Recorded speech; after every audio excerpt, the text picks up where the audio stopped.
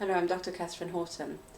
I would like to explain some of the systems analysis to do with the intelligence agencies, but before I get into that, I also would like to make a couple of points.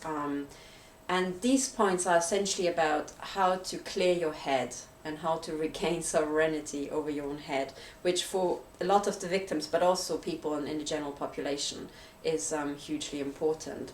And that's because a lot of the work of the intelligence agencies is actually to do with sabotage, sabotaging our perceptions, sabotaging the way we think about things.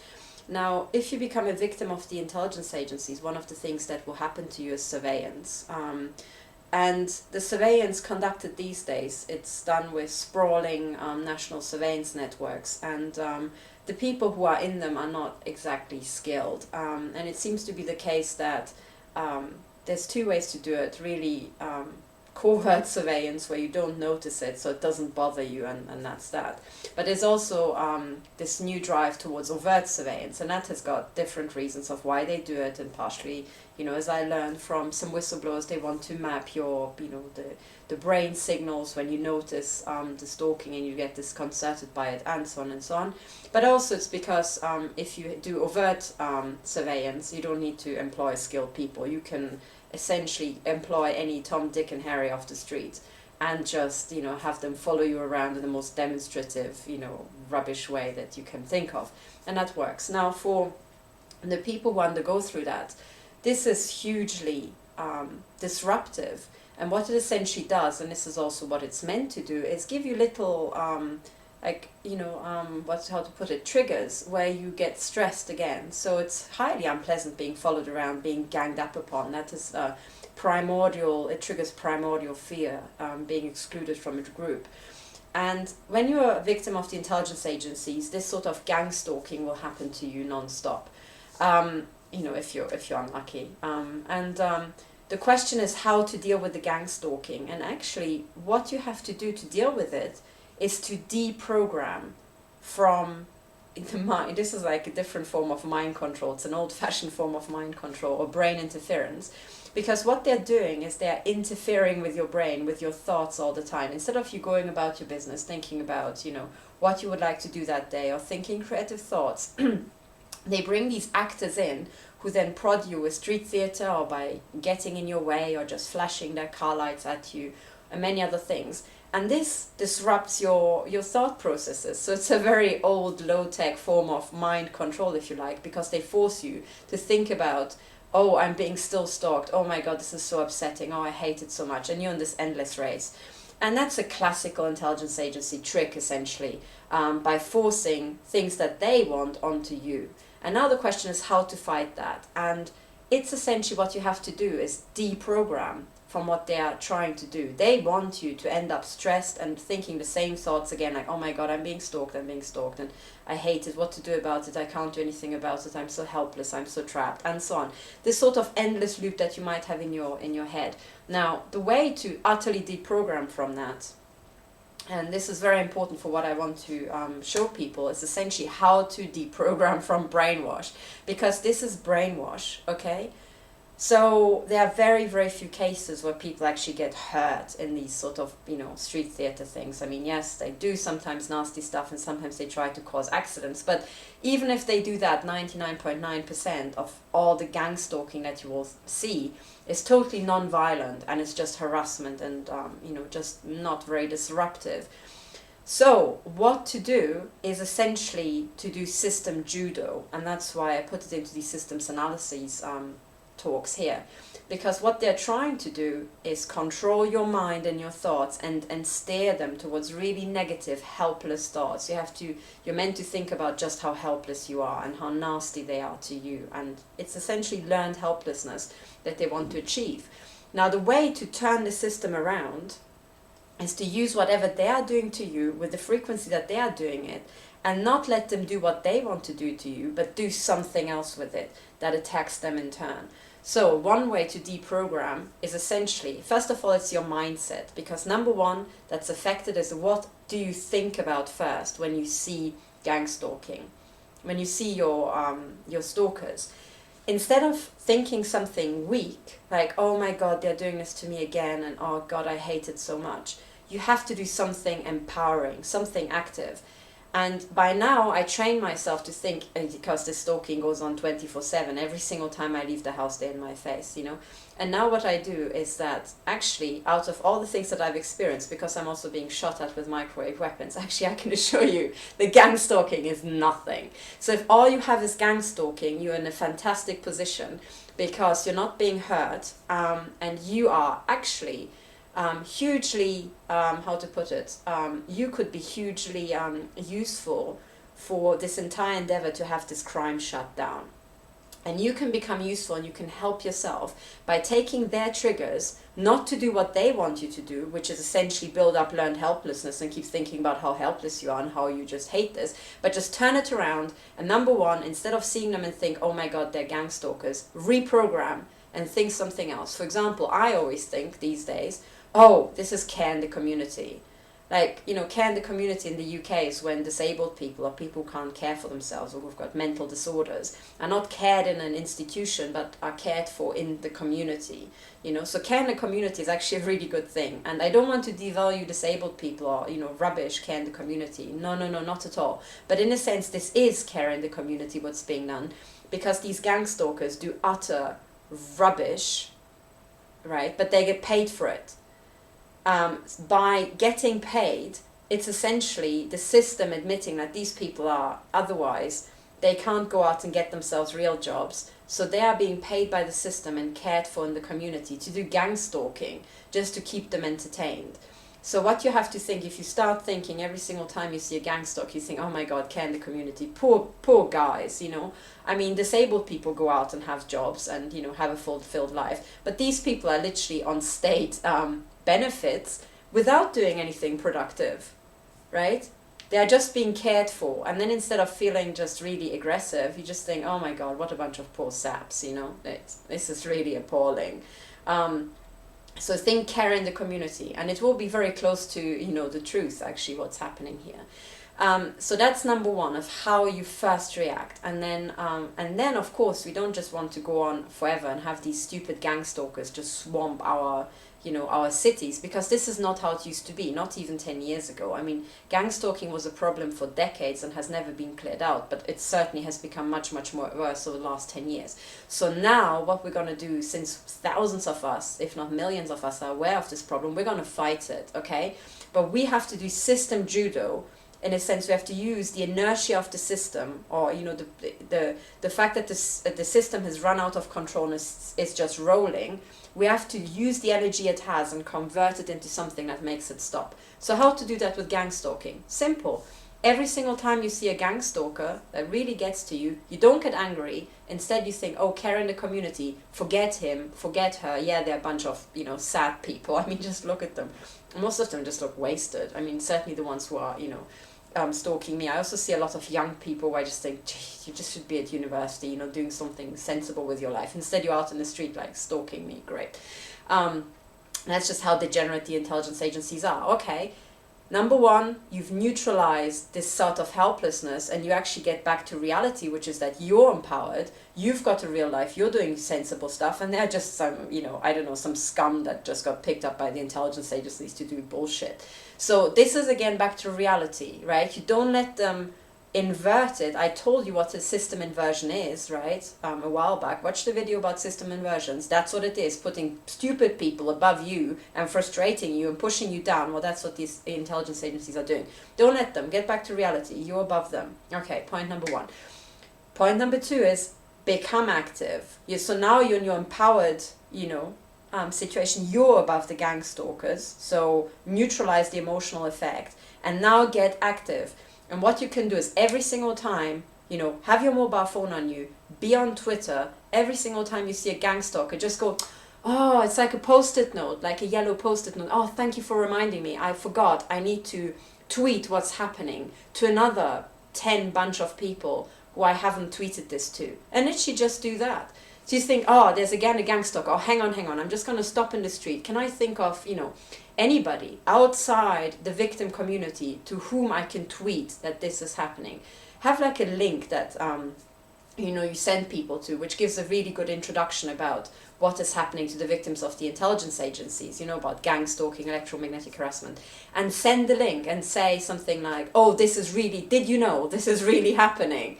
Did you know this is going on? And tweet it to whoever you can think of, politicians, comedians, TV personalities, everybody, whoever you can think of. Have 5 people or 10 people or 3 people. 3 people is really easy, because actually stopping briefly and thinking of 3 people is really easy.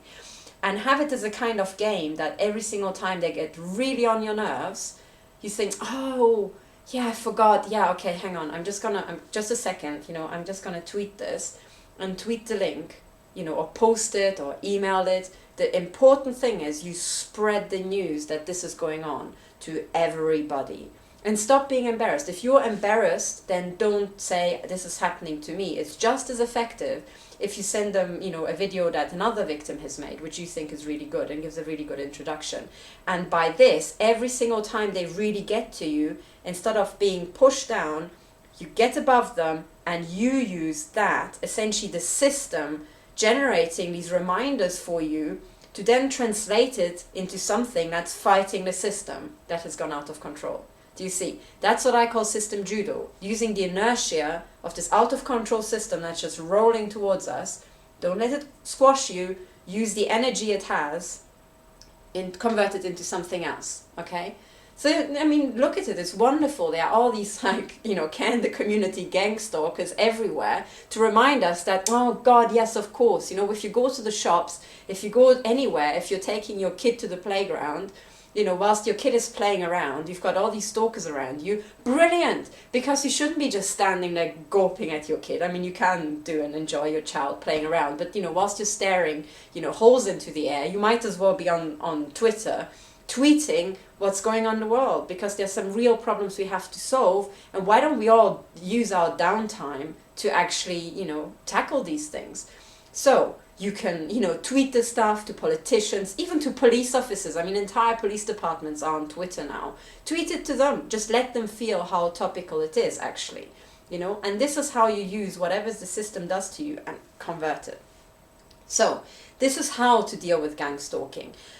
And then you have utterly deprogrammed from the brainwash. The more people harass you, the more people you tweet this to. And actually don't underestimate the amplification effect of Twitter. Because people are curious and they do want to know. They know that the news don't report about the really crucial issues. Everybody knows that by now. No one believes the mainstream media. So if you can tweet it to them, even if it comes out of the blue. I keep getting tweets about, oh, look at this link, and I click on it and I think, oh, holy cow, I didn't know that's happening, right? And then I follow it up, and people are curious. They do want to have this, just remember in the medieval times they didn't have newspapers, so it was just all words of mouth, and it was hugely effective, and bad news spreads like a wildfire.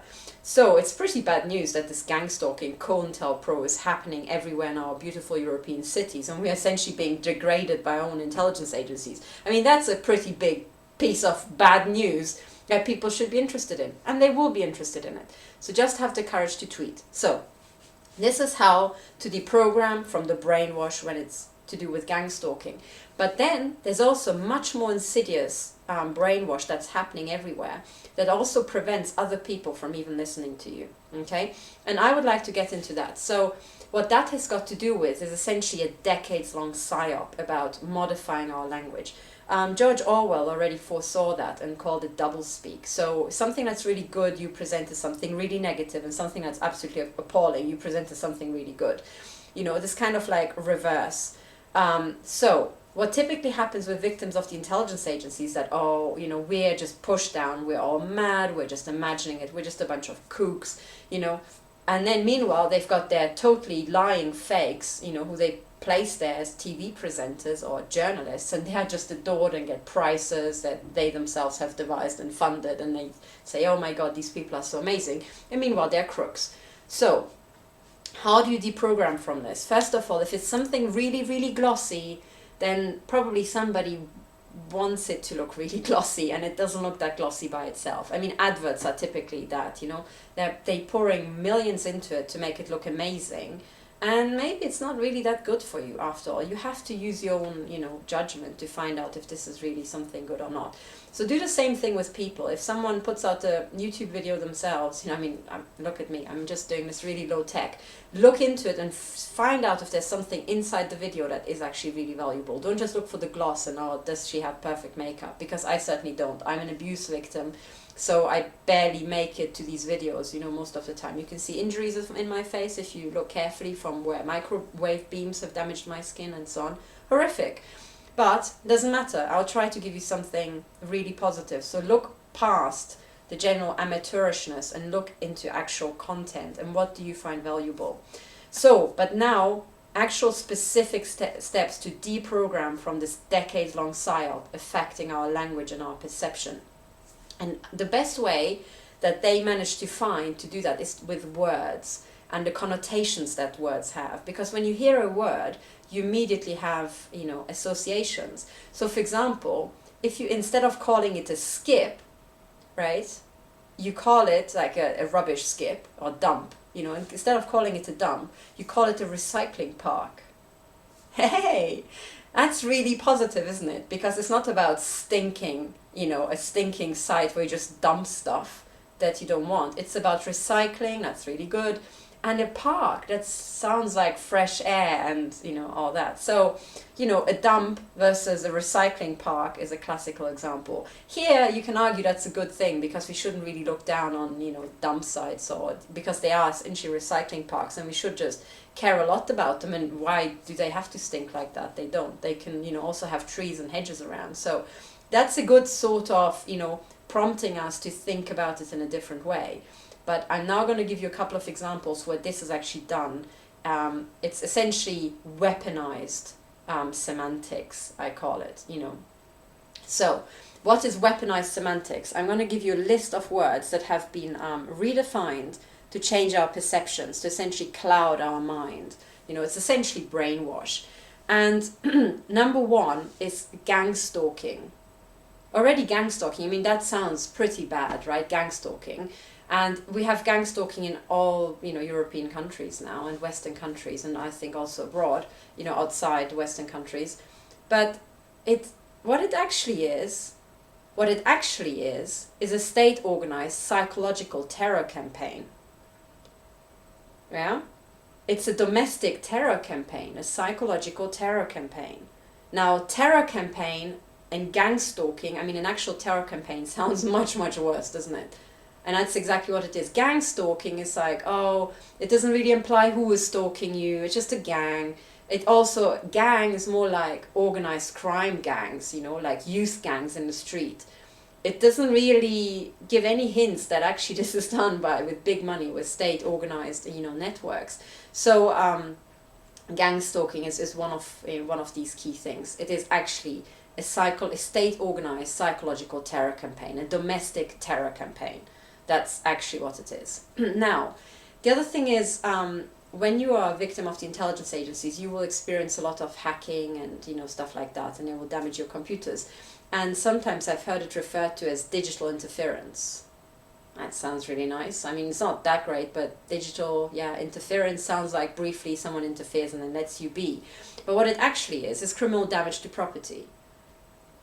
Okay, and in the digital, so first of all, your computer systems, right, the breach of your computer systems, the damage that arises out of that, but you also bought the physical device. This is your property. And there can also be damage to your intellectual property, to actually, what you're producing, your work, what you're typing on a website is your work. So when they deface that and rewrite that, that's already also, sabotaging your work effort. And, degrading you in that way. So that's another thing to keep in mind. Then they also, sometimes happening is, if you're a victim, is that you will have private social economic disruption. These gang stalkers will interfere. There will be maybe agents or, operatives planted in your environment who will try to make you act up. But when your private, your social and economic life is being disrupted, what it actually is a targeted takedown operation by the intelligence agencies, right? So when you're going and you're telling your friends or your family that actually your social life has been disrupted by these gang stalkers, that sounds like, yeah, okay. It sounds like a bit of an inconvenience, but what it actually is a takedown operation. The goal is to take you out, right? Socially, financially, economically, have you removed. And you already see the difference in, if someone says, well, I've been a victim of a takedown operation by the intelligence agencies, you think, wow, holy cow, right? If someone says, oh yeah, they've interfered with my private social life and my economic endeavours, it sounds like, oh, okay, sounds kind of more benign. So watch your language, right? Because that's exactly what they're trying to do. They're trying to belittle everything that's being done to you, And also they're trying to belittle the incredible crimes. So for example, COINTELPRO, is referred to as a government program and so on. Well, what this is a domestic terrorism program. All right? The entire target was to terrorize people, to intimidate them and so on. So domestic terrorism program, okay? Now, the other thing, MKULTRA and all these mind control, and there were many, I can never remember the actual acronyms. It's like an entire list that arose out of MKULTRA. All of those to do with mind control and your control of your physiology and so on. What those are death camp experiments. They are the continuation of death camp experiments. One-to-one. So when you hear, mind control experiments, it sounds like someone just, briefly controlled your mind like they can with words. And then that's it, and otherwise you're fine. And no, it's a death camp experiment. If people survive that, don't end up suicidal or don't end up so physiologically damaged that they can't function, it's a miracle. It's a death camp experiment. Okay. Then there's the other thing, electronic harassment. Electronic harassment. Electronic sounds like, maybe you get like little electroshocks, like when you get, when you get electroshocked, walking around the mall and then you touch the escalator and you get an electroshock. I mean, that's kind of electronic harassment because you get an electric shock and it's a bit, harassing you. It's a bit inconvenience. But what electronic harassment actually is microwave mutilations. Do you understand? Now, microwaves, you know what happens to meat in a microwave, yeah? And it's not harassment, it's mutilation, because when you get microwaves, punched into your body, the default mode of these weapons is as cancer weapons. So electronic harassment, microwave mutilations. See the difference? And microwave mutilations is what they are. Also, when they're doing remote neural monitoring, well, you have microwaves, irradiating your head, causing brain tumors in the long term. This is targeted, premeditated mutilation. It's grievous bodily harm. Yeah? So, you see. Then, remote neural monitoring, in a sense. Oh, that sounds really technical, doesn't it? Like neural monitoring. It sounds like, we're monitoring what you're doing. Like they said, we're monitoring your emails. We're not actually interfering with you. Yeah, right. No, they are. They're not just monitoring our emails, they're also trying to steer who we can communicate with. And it's the same thing with remote neural monitoring. And remote sounds like, don't worry because it's not actually touching you, it's somewhere over there. But what remote neural monitoring actually is brain disintegration. That's the entire point. To disintegrate the way you move your limbs, the way your thoughts work, the way your brain works with microwave radiation. It's not healthy. It's disintegrating your brain. Okay? So remote neural monitoring, please replace with brain disintegration. What they've done to you is brain disintegration. And also when they move your limbs artificially, they microwave your head, so you end up with lesions inside your brain. Yeah? And I've heard of cases where they have literally swapped the MRIs from a healthy patient and passed them on to victims as their MRI to cover up the fact that these people had brain injuries. Yeah? So, the other thing is no-touch torture. Okay, that sounds pretty bad because it has the word torture in it, but no-touch is like, but come on, don't get upset. It sounds like, school ground bullying, that's no-touch torture. What this is, in the terms of the intelligence agencies, is forced debilitation. It's forced on you, and that torture is debilitating. You'll lose your job, you can't actually keep up a job if you're being tortured at night, you're kept awake. You're being mutilated as well, which will debilitate you eventually. It is forced debilitation. Yeah? Now, and it goes on. There's, for example, when they talk about implants and electromagnetic attacks, you know, they say, okay, implants, and it sounds very benign, and, you know, electromagnetic attacks, okay, there's an attack and it passes and so on. But again, what you have to refer to it as is essentially crimes against humanity. Yeah? So stop talking about just implants. Yes, those are the details of how they're doing it, but the big picture is these are crimes against humanity. These are war crimes, if it were actually a situation of war, which we're not actually de facto in, legally speaking, right? So it's even worse, it's crimes against humanity. And that's what the intelligence agencies are doing. When you put it like that, it has a different order of magnitude, of importance. And that's why you should be approaching your journalist, and even if they ignore you, keep talking to them, because this is about crimes against humanity. Yeah, they have to report it. They wouldn't really ignore genocide in Rwanda, would they? And therefore they also shouldn't ignore genocide in European countries. Yeah, so that's what it's about. Then another one, actually this is one of my favorites actually, because it's so old. It has been, actually, as I understand it, and I think I found it, the CIA dispatch, where it was first used. It's the word conspiracy theory. Now that one is ancient, and it has been used by the intelligence agencies to brainwash us into thinking, oh, anybody who questions the official narrative is just a kook, you know, crazy person. Conspiracy theory. Now, 2 points about that. Number one, criminal conspiracies are so common, every single legal system has them. There's conspiracy to defraud, conspiracy to commit homicide, everything. Most things are conspiracy because most of the time humans can't do complex things on their own. They will conspire with other people to help them. If you like, companies are, you know, conspiracies to produce an iPhone. Yeah, it happens all the time. And actually, you know, corporations are a very good point here, because the way you have to actually think about those things which are considered conspiracy theories are business plans. Can someone make money with it? And every time you hear the word conspiracy theory, say, is it a business plan? You know, is someone alleging that there's a really profitable business plan here? Because if there is, then someone somewhere will have put it into practice. Okay? Okay, so if you have that, now let's get on to, you know, the bigger things, which is, for example, when you have the word intelligence agencies. That sounds so nice. It sounds like there's lots of intelligence there. Well, usually there isn't. But intelligence agency, oh, that's nice. Well, what these agencies actually are sabotage agencies. They sabotage. Okay, why? Because they do spying. And spying is sabotaging someone else's privacy or someone else's economic endeavours. In most cases, of course, it's presented like, oh, there are all these evil people around us, and, you know, they are developing weapons, and we need to spy on what sort of weapons they have to make us secure. But I assure you that is a very small aspect of the intelligence agency's work, you know, as it's turning out now, and it will turn out more and more.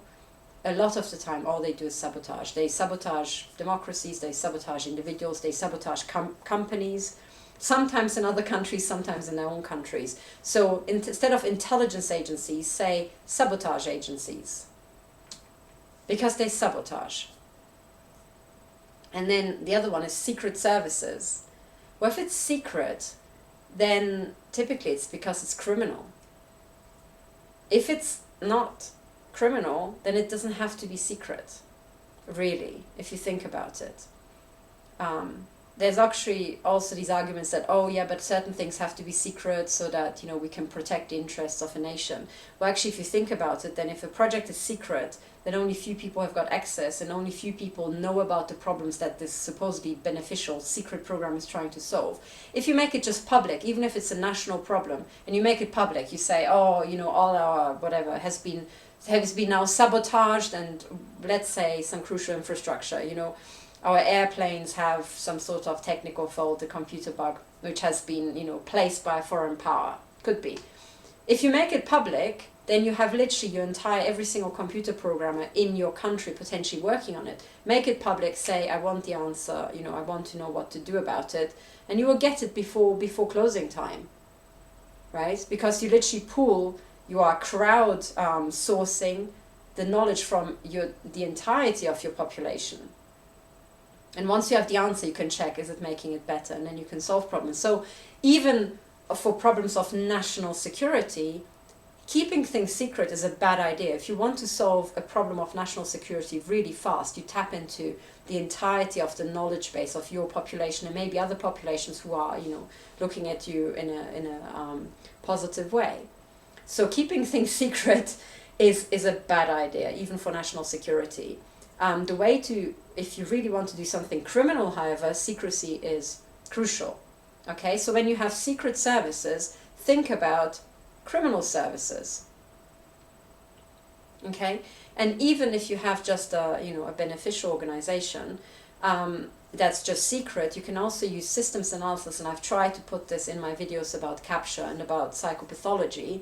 You can show that any secret organization sooner or later will end up in deep capture, most likely by clinical psychopaths or criminals, who often are clinical psychopaths. So having any sort of secret system will lead to just disaster. It will lead to criminality invariably, either because of deep capture or because of other mechanisms. So any secret service that has been around for decades will be criminal service by now. So if you take, for example, MI6, now that we've done this sort of deprogramming from brainwash, let's take an exercise and let's take, for example, MI6. The official name of MI6 is the Secret Intelligence Service. Secret Intelligence Service, that sounds so nice. I mean, it's kind of like secret, so it's like, oh, so exciting, and intelligence, that sounds so positive. Hey, yeah, would you like to work for the Secret Intelligence Service? I'm sure you would. Now, let's deprogram and put in the bits we've just discussed about. Secret means criminal. Intelligence means sabotage. So the Secret Intelligence Service is in actual fact the criminal sabotage service. Would you like to work for the criminal sabotage service? No? Why not? Sounds different now, doesn't it? Now when you deprogram from the brainwash, and then you read a British newspaper, say Private Eye, that's where I read it last time, and you read that it seems to be the case that MI6 are running, special branch and what sounds like mercenaries in Syria. It's public now. I'm not, rubbishing MI6 in any way that the Private Eye hasn't already. Then you think, well, they are the criminal sabotage service, what do you expect? So if there's anywhere they can commit criminal sabotage, they will. A war-torn country seems perfect, so yeah. No surprise there. But if you thought about them as the Secret Intelligence Service, you think, why are they in Syria? So anyway, this is why it's so important to deprogram from brainwash. Now, okay, before I just bash MI6 for too long, I think there is also, I think every nation does need an intelligence agency to concern themselves with matters of national security, but keeping them secret is a really bad way to go. So I think MI6 can be turned into something beneficial, but they have to be turned into it. They are not beneficial now. Okay, and actually, honesty is the first step to healing. So, here we are. Now, I want to finish off with a couple of other, words, and then I just open it up to you so that you can come up with your own, examples of what words, have been distorted and offer your own translations, and maybe we can collect a vocabulary below this video. But I would also like to suggest the following ones. Number one is... what's it called? Targeted individual, that's the one. So a targeted individual, well, what those people are victims of the intelligence agencies, or victims of the Secret Service. A targeted individual. Because only the Secret Service has the infrastructure of the National Surveillance Network to actually pull that off. Only they have got access to the modern weapons and so on. Right, microwave weapons in this targeted fashion. So only the Secret Service can do that to people in such large numbers. So targeted individual, already washed clean, who is doing it? And they're still an individual, where no, individual sounds too empowering. They are victim, they are helpless, So targeted individual, replace it by victim of the Secret Service, because then the blame is already incorporated in in the expression. Now, other ones are Department of Defense. Well, what it actually is, and there's plenty of evidence, is Department of Military Attack. Because in the recent history, no Department of Defense has just had to defend themselves. They were typically attacking other countries. So Department of Defense is Department of Military Attack. Then there are also things like administrative irregularities. Well, that's usually an indication for capture. And lack of oversight. Well, what that means is deep capture, right? And you can watch my videos about capture and deep capture. So there we are. This is how to deprogram from brainwash. If you've got other suggestions and other examples, please post them below this video. All your contributions are really valuable, and we need to start a debate about this. I hope this was helpful, and thank you for listening. Bye for now.